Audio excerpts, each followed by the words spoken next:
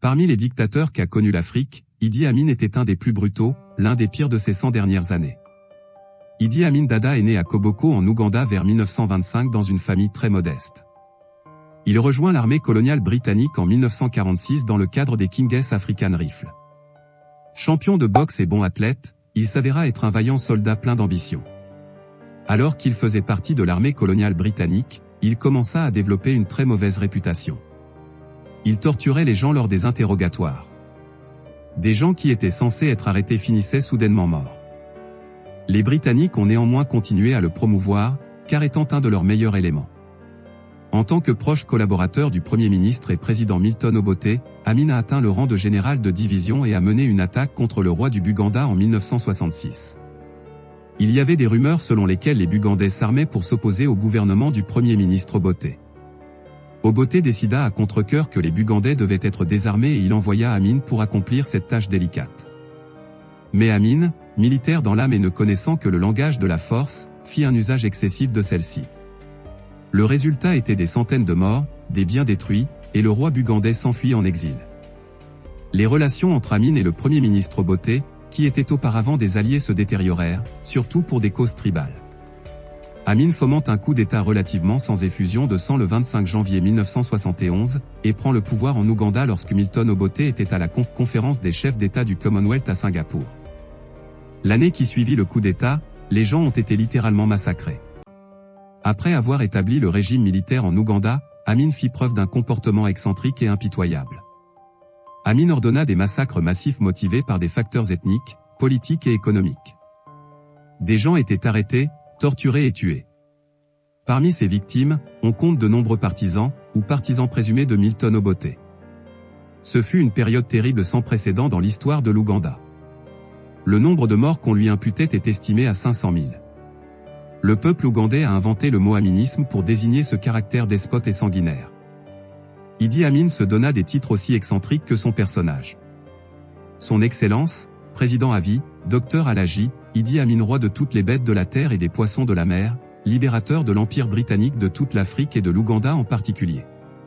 Ce n'est pas qu'une phrase que vous venez d'entendre, c'était son titre. Il était un despote nationaliste. Il était populaire pour avoir chassé des étrangers israéliens et indiens du territoire ougandais, pour des raisons économiques, disait-il.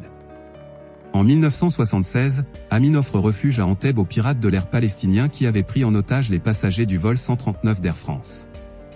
Il fit même tuer certains passagers de ce fameux vol, parmi lesquels, Dora Bloch. Après que de nombreux otages aient été secourus et ramenés chez eux via le Kenya, Amin déversa son courroux sur des Kenyans vivant en Ouganda en faisant exécuter des centaines. Idi Amin essaie d'envahir la Tanzanie en 1978 mais le président tanzanien Julius Nyerere riposte, et fait envahir à son tour l'Ouganda par ses troupes.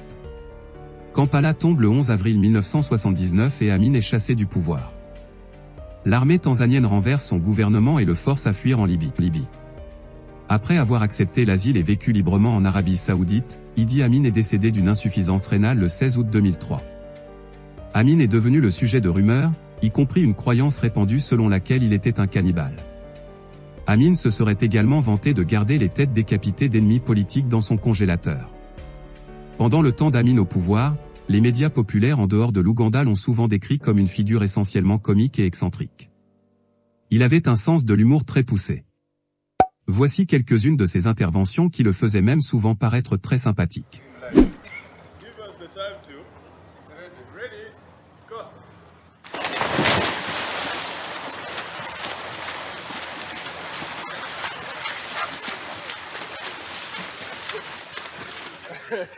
You lost.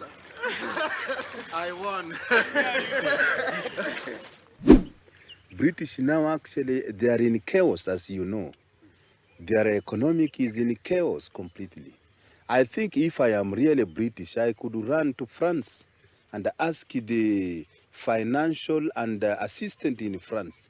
It is just your neighbor there. You should help them. Like I am very far away from London, but I am helping them. I am collecting. I am appealing for everybody in the world to assist the British. We made a collect of over 43,000 shillings. And what Mr. He said? The very day they donated the food. I have very many friends in Britain.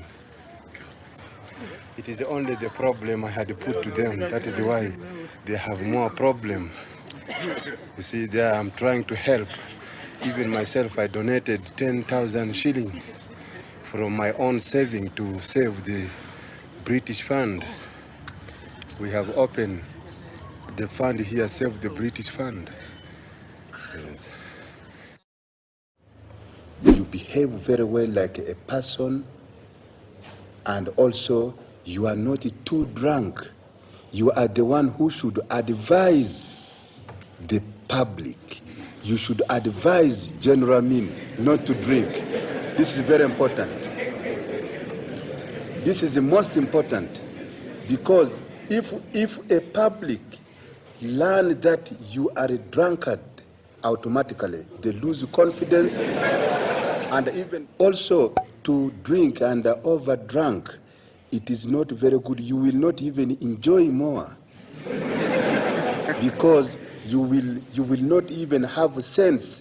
But if you drink very little, you feel very happy, very proud, and you talk to your of government. You must tell our women in Uganda to work very hard. You must not make the women of Uganda very weak. They must get up quickly in the morning at about 5 o'clock. They are ready in Nakasero, preparing, ready to sell vegetable and everything in the shop. The duty of the woman is the house woman. He knows how to keep house very well. If he can do that, let me make first examination, appoint women to be the managers of hotel. If he's well educated, he has got that brain, he's determined, he can look after the hotel very well. I want to see. If I am to prepare the war against Israel completely, no, I don't want very many Army, Air Force and the Navy, just very few, and strike inside Israel and move people from the whole border towards Israel. I think the situation will be very difficult and very different. Ce contenu vous intéresse, et vous aimeriez découvrir d'autres sujets avec nous? N'hésitez pas à nous le dire en commentaire.